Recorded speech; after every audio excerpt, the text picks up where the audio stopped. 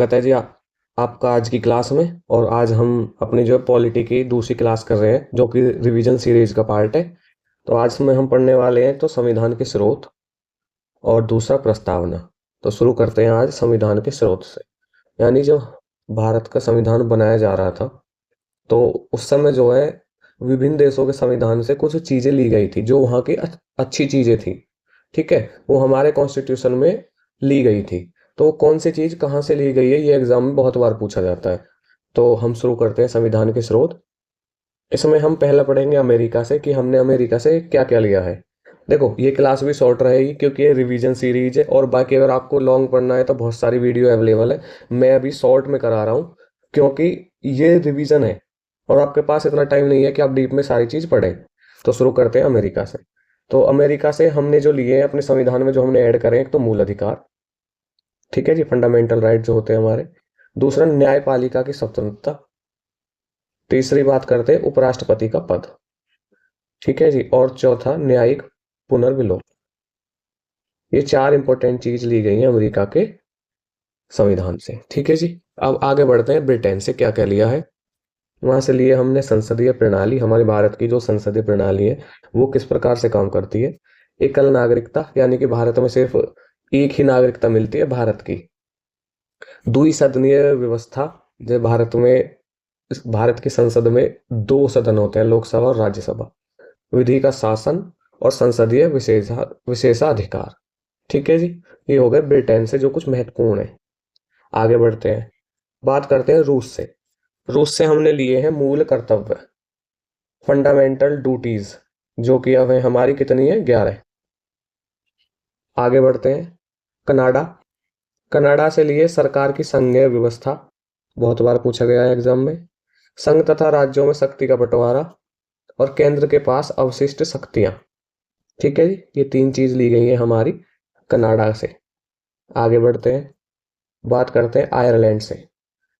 राज्य के नीति निर्देशक तत्व यानी कि डीपीएसपी, बहुत बार पूछा गया है। राष्ट्रपति की निर्वाचन पद्धति और राज्यसभा में कुछ सदस्यों का नामांकन, जो कि राष्ट्रपति चुनते हैं 12 सदस्य अलग से। ये वो है, ठीक है जी। ये लोकसभा में भी होता था लेकिन वो हटा दिया गया है। आगे बढ़ते हैं, बात करते हैं ऑस्ट्रेलिया से। ऑस्ट्रेलिया से क्या क्या लिया गया है। एक तो हमारी जो प्रस्तावना की भाषा है, ये क्वेश्चन बहुत बार पूछा जाता है, ठीक है जी। प्रस्तावना की भाषा कहाँ से ली गई है, ऑस्ट्रेलिया से। दोनों सदनों की संयुक्त बैठक, राज्यसभा और लोकसभा की जब संयुक्त बैठक होती है, आर्टिकल 108 अनुच्छेद। और समवर्ती सूची, हमारे संविधान में 3 प्रकार की सूची है ना, उनमें से जो समवर्ती सूची थी, ये बहुत बार पूछा गया है। इसके तीनों इंपॉर्टेंट है ये क्वेश्चन। देखो, और मैं इस सीरीज में जो पढ़ा रहा हूँ ना, वो सारे पीवाईक्यू बेस्ड क्वेश्चन है जो आपके कहीं ना कहीं किसी ना किसी एग्जाम में पूछे गए हैं, ठीक है जी। तो आप इन पर खास ध्यान रखें। आगे बढ़ते हैं दक्षिण अफ्रीका। हमारे संविधान में जो संशोधन होता है वो जिस प्रकार से होता है वो हमने कहाँ से लिया है, दक्षिण अफ्रीका से लिया है, ठीक है जी। आगे बढ़ते हैं जापान। जापान से लिया है विधि द्वारा स्थापित प्रक्रिया। ये क्वेश्चन बहुत बार पूछा जाता है ये वाला, इसे अच्छे से याद कर लेना। फ्रांस। फ्रांस से हमारी जो प्रस्तावना है उसमें ये 3 शब्द जोड़े गए थे, तो ये हमने फ्रांस से लिए थे। इसको अब आगे पढ़ेंगे, जब हम प्रस्तावना पढ़ेंगे ना, तो इसको आगे पढ़ेंगे हम। आगे बढ़ते हैं। अब देखो एक बार फटाफट से देख लेते हैं। संविधान के स्रोत, यानी कि हमारे संविधान में जो कुछ महत्वपूर्ण चीजें बाहर के देशों से ली गई हैं। अमेरिका से मूल अधिकार, न्यायपालिका की स्वतंत्रता, उपराष्ट्रपति का पद, न्यायिक पुनर्विलोकन। ब्रिटेन से संसदीय प्रणाली, एकल नागरिकता, द्विसदनीय व्यवस्था, विधि का शासन, संसदीय विशेषाधिकार। रूस से मूल कर्तव्य, बहुत बार पूछा जाता है। कनाडा से सरकार की संघीय व्यवस्था, संघ तथा राज्यों में शक्ति का बंटवारा, केंद्र के पास अवशिष्ट शक्तियां। आयरलैंड से डीपीएसपी, राष्ट्रपति की निर्वाचन पद्धति, राज्यसभा के कुछ सदस्यों का नामांकन। ऑस्ट्रेलिया, प्रस्तावना की भाषा, दोनों सदनों की संयुक्त बैठक और समवर्ती सूची। दक्षिण अफ्रीका, संविधान संशोधन। जापान, विधि द्वारा स्थापित प्रक्रिया, ठीक है जी। अब आगे बढ़ते हैं, हम पढ़ेंगे उद्देशिका और प्रस्तावना, ठीक है। हमारे संविधान में जो सबसे पहली चीज आती है वो आती है प्रस्तावना। ये कहाँ से आई थी, तो मैंने लास्ट क्लास में आपको पढ़ाया था कि संविधान सभा में एक उद्देश्य प्रस्ताव पारित किया गया था, प्रस्तुत किया गया था। कब किया गया था, 13 दिसंबर 1946। किसने किया था? पंडित जवाहरलाल नेहरू ने। ठीक है जी, ये डेट इंपॉर्टेंट है, याद रखना। तो प्रस्तावना के बारे में कुछ चीजें पढ़ते हैं। एक तो प्रस्तावना गैर न्यायिक होती है। इसका क्या मतलब होता है कि हम इसके लिए कोर्ट में नहीं जा सकते हैं। ठीक है ना, ये वाद योग्य नहीं होती है, गैर न्यायिक। दूसरा, कुछ जो महत्वपूर्ण शब्द कहे हैं भारतीय प्रस्तावना के बारे में लोगों ने। प्रस्तावना को संविधान की कुंजी किसने कहा है? अर्नेस्ट बारकर, इसने कहा था। ये क्वेश्चन कई बार पूछा गया है। और प्रस्तावना को पवित्र दस्तावेज किसने कहा था? भीमराव अंबेडकर। ठीक है जी, आगे बढ़ते हैं। प्रस्तावना संविधान का भाग नहीं है। बीच में जो है कई सारे वाद डाले गए थे इस पे कि पहले कहा गया था कि प्रस्तावना संविधान का भाग नहीं है, ये अलग चीज है। ये फैसला दिया था, बेरुवारी वाद था, एक केस था, उसमें दिया था ये फैसला कोर्ट ने। उसके बाद दोबारा से प्रस्तावना को संविधान का भाग कहा गया है। ठीक है जी, ये कौन से केस में कहा गया था? ये कहा गया था Keshavananda Bharati case 1973। Most important question, प्रस्तावना से ये क्वेश्चन पूछा ही पूछा जाता है। अगर क्वेश्चन आता है तो ये मिलेगा आपको। ठीक है जी, आगे बढ़ते हैं। एक और बहुत ही महत्वपूर्ण क्वेश्चन है कि प्रस्तावना में 3 शब्द जोड़े गए थे,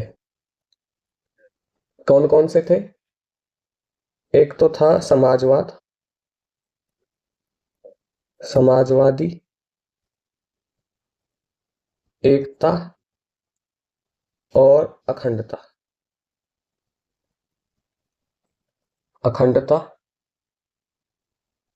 नहीं, सॉरी, पंथ निरपेक्ष। और ये थी आपकी अखंडता। ये 3 शब्द आपके जोड़े गए थे। 42वां संविधान संशोधन किया गया था 1976 में। ये क्वेश्चन बहुत ही ज्यादा महत्वपूर्ण है, जो एग्जाम में बहुत ही बार पूछा गया है। उद्देशिका में 42वें संविधान संशोधन द्वारा 1976 में 3 शब्द जोड़े गए, समाजवादी, पंथ निरपेक्ष और अखंडता। ठीक है, और 42वें संविधान संशोधन को मिनी कॉन्स्टिट्यूशन भी कहा जाता है। ये चीज याद रखना, ये वाला क्वेश्चन बहुत ही इंपॉर्टेंट है, संविधान। ठीक है जी, आगे बढ़ते हैं। अब बात करते हैं, हमारे संविधान में कुछ और चीजों की बात की गई है। संविधान नहीं, प्रस्तावना में। प्रस्तावना में 3 प्रकार के न्याय की बात कही गई है। न्याय की बात 3 प्रकार के, सामाजिक न्याय, आर्थिक न्याय और राजनीतिक न्याय। देखो, मैं यहाँ पे आपको और चीज एक्सप्लेन नहीं कर पाऊंगा क्योंकि ये शॉर्ट और रिवीजन वाली सीरीज है, तो आप सिर्फ इनको देख लेना क्योंकि ये रिवीजन सीरीज चल रही है। मैं जो पूरी थ्योरी वाली बेसिक से जो है एक सीरीज अलग से बना दूंगा। अभी पहले इस सीरीज को कंप्लीट कर लेते हैं, ठीक है। दूसरा, स्वतंत्रता कितने प्रकार की? 5 प्रकार की। विचार की, अभिव्यक्ति की, विश्वास की, धर्म की, उपासना की। देखो, अगर आपको ये याद ना होना तो ये तो याद कर ही लेना।